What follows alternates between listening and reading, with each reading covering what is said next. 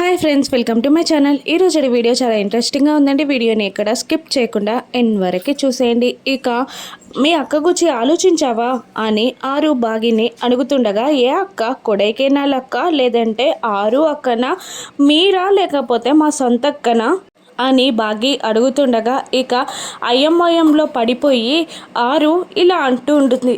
అదే మీ ఆరు అక్క పేరెంట్స్ గురించి.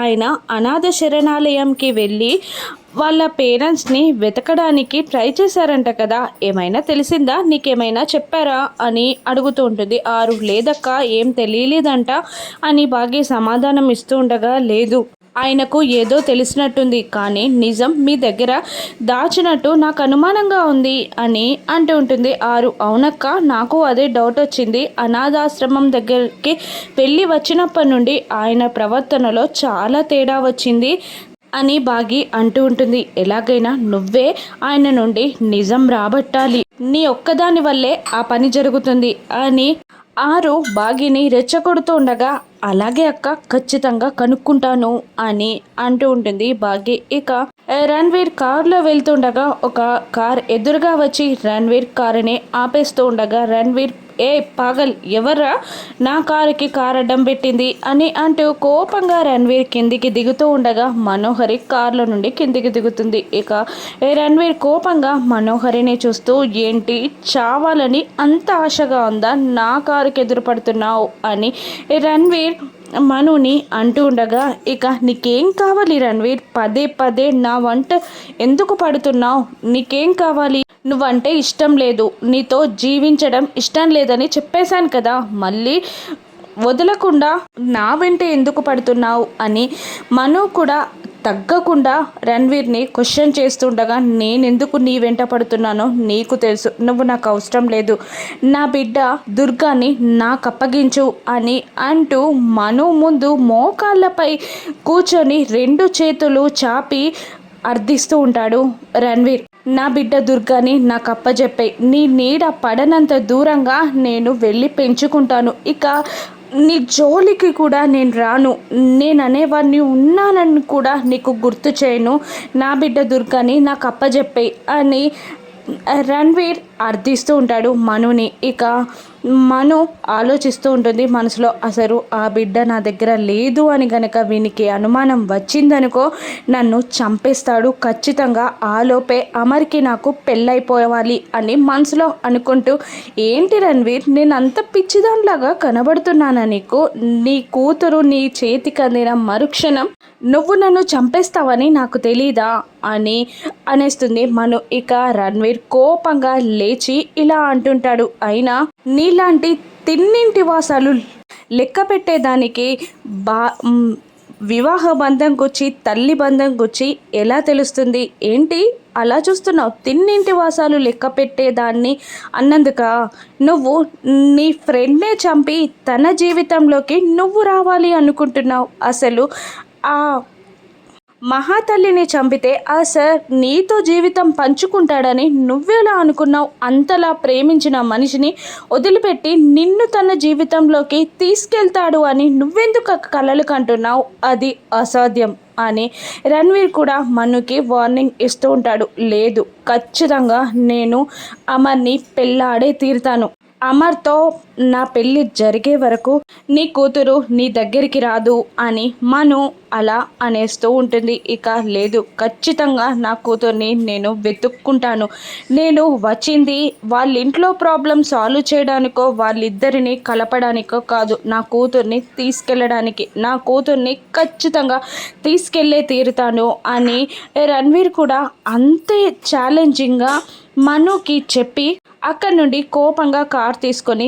వెళ్ళిపోతాడు. ఇక ముందుగా వీడి నుండి తప్పించుకోవాలి అంటే ఆ దుర్గా ఎక్కడుందో నేను తెలుసుకోవాలి, అప్పుడే వీడి నుండి నాకు చావు భయం తగ్గుతుంది, నాకు అమర్కి పెళ్లి జరిగే వరకు ఆ దుర్గా నా దగ్గరే ఉండాలి అని మను కన్నింగ్ ప్లాన్ వేస్తూ ఉంటుంది. మరోవైపు అమర్ ఏదో ఆఫీస్ వర్క్ చూసుకుంటూ ఫోన్లో మాట్లాడుతూ ఉంటాడు. ఇలా మాట్లాడుతూ ఉంటాడు, మీరు చెప్పేదానికి ఇక్కడ ట్రాలీ అవ్వట్లేదండి, కాస్త క్లియర్గా చెప్పండి అని అంటూ మిస్సమ్మా అని అరుస్తుంటాడు. ఇక బాగి ఏమో కిచెన్లో పొటాటోస్ కట్ చేస్తూ ఉంటుంది. ఇక మిస్సమ్మ అని పిలిస్తే మాత్రం బాగీకి వినబడదు. అప్పుడే నిర్మలమ్మ గారు సదాశివం గారు బయటికి వచ్చి అమరేమైనా పిలిచాడా అని అడుగుతుండగా పిలుపైతే వినబడింది, కానీ అమరా కాదా అని డౌట్గా ఉంది అని నిర్మలమ్మ గారు అనేస్తూ ఉంటారు. మిస్ అమ్మ అని ఎన్నిసార్లు పిలిచినా రాకపోయేసరికి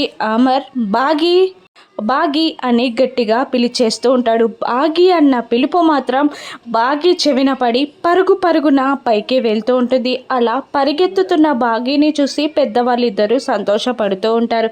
చూసావా, ఒక్కసారి పిలిస్తేనే ఎంత ఆనందంగా వెళ్తుందో అని మాట్లాడుకుంటూ ఉంటారు వాళ్ళు. ఇక ఎంతకీ పిలిచినా రాకపోయేసరికి మిస్ అమ్మా అని అంటూ వెనక్కి తిరిగేసరికి బాగి తనకి చాలా దగ్గరలో నిలబడి ఉంటుంది. అలాగే అమర్ని చూస్తూ ఉండిపోతుంది బాగి. ఇక మిస్సమ్మ అని అంటూ ఉంటాడు అమర్. కానీ బాగి మాట్లాడకపోవడంతో ఇక తన చేయిని పట్టుకొని ఊపుతూ ఏంటి వచ్చి కూడా మాట్లాడవేంటి అని అమర్ అడుగుతూ ఉంటాడు. ఏం లేదండి, మీరు నా పేరు పెట్టి పిలిచారు కదా, అలా చూస్తూ ఉండిపోవాలనిపించింది అని అంటూ ఉంటుంది బాగి. నీ పేరు పెట్టే పిలుస్తాను కదా ఎప్పుడు అని అమర్ అంటూ ఉండగా ఇక ఏం పిలిచాడో ఒక్కసారి గుర్తు తెచ్చుకొని తడబడుతూ ఉంటాడు అమర్. తనని భాగ్య అని పిలిచిన విషయం గుర్తు తెచ్చుకొని తడబడుతూ ఉంటాడు అమర్. ఇక మీరు సెకండ్ టైం అండి నన్ను ఇలా పిలవడం, అందుకే అలా చూస్తూ ఉండిపోవాలనిపించింది. నిజానికి మీరు నన్ను అలా పిలిస్తేనే ఇష్టం అని బాగి అంటుండగా బాగి చూపులని తట్టుకోలేకపోతూ ఉంటాడు అమర్. మనసులో మాత్రం ఇలా అనుకుంటూ ఉంటాడు, నేను అదే పిలుపుతో నిన్ను పిలిస్తే నువ్వు ఆరాధించే అరుంధతి అక్కే కొడైకెనాల్ అక్క తను చనిపోయింది అని తెలిసి నువ్వు తట్టుకోలేవు మిస్సమ్మ అని మనసులో అనుకుంటూ మిస్సమ్మ అన్న పిలుపు అలవాటైపోయింది కదా, బాగి అని పిలవడానికి ట్రై చేస్తాను అని అంటూ ఉంటాడు అమర్. ఇక మీరు పిలిచే వరకు ఎదురు చూస్తాను అని అంటూ బయటికి వెళ్ళిపోతూ ఉంటుంది బాగి. మిస్సమ్మ ఆగు అని అంటూ మీ నాన్నగారికి ఫోన్ చేసి వినాయక చవితి పండగకి ఇక్కడికి రమ్మని చెప్పు, అందరం కలిసి సెలబ్రేట్ చేసుకుందాం అని అమర్ అంటుండగా ఒక్క నిమిషం సంతోషపడి బాగి అయినా మా నాన్నగారు రారండి, ఇప్పటికే మన కుటుంబం నుండి సహాయం పొందాను అని చాలా గిల్టీ ఫీలింగ్లో ఉన్నారు అని అంటూ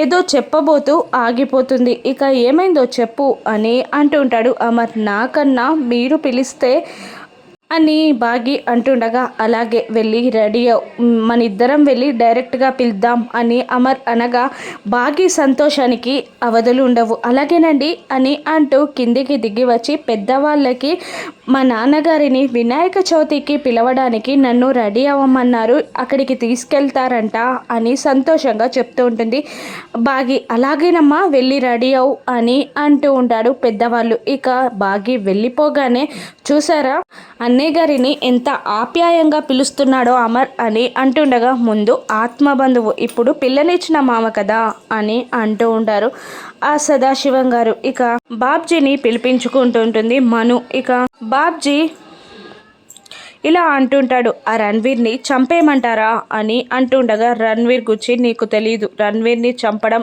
అంత ఈజీ కాదు, నేను చంపలేకనా ఊరుకున్నది అని అంటూ ఉంటుంది మను. మరి ఏం చేయమంటారు అని బాబ్జీ అడుగుతుండగా నువ్వు ముందుగా కోల్కతాలోని మదర్ తెరిసా ఆశ్రమానికి వెళ్ళి కరెక్ట్గా 6 ఏళ్ల క్రితం ఇక్కడే గార్డెన్లో ఒక పాపని వదిలిపెట్టి వెళ్ళిపోయారు, ఇప్పుడు తను ఎక్కడుందో కనుక్కో, ఉంటే ఎవరైనా దత్తత తీసుకున్నారా, లేదంటే దత్తత తీసుకుంటే వాళ్ళ వివరాలు అదే ఆశ్రమంలో ఉంటే ఆ పాపని తీసుకొచ్చి నీ దగ్గర బంధించు అని అంటూ ఉంటుంది మను. ఇక బాబ్జీ ఇలా అంటూ ఉంటాడు, మీకు ఒక్కసారైనా ఇన్నేళ్ళుగా మీ కూతురు గుర్తు రాలేదా, ఇంత కఠినత్వం ఎందుకు మీకు అని అంటూ ఉంటారు బాబ్జీ. ఇక నేనెందుకు బాధపడాలి, నన్ను అనాథాశ్రమంలో వదిలిపెట్టి వెళ్ళిపోయిన నా పేరెంట్స్ నన్ను ఒక్కసారి అయినా చూడ్డానికి వచ్చారా, పశ్చాత్తాపడ్డారా, ఈ ప్రపంచంలో మంచి చెడు ఏదీ లేదు, మనకి జరిగితే అది మంచి,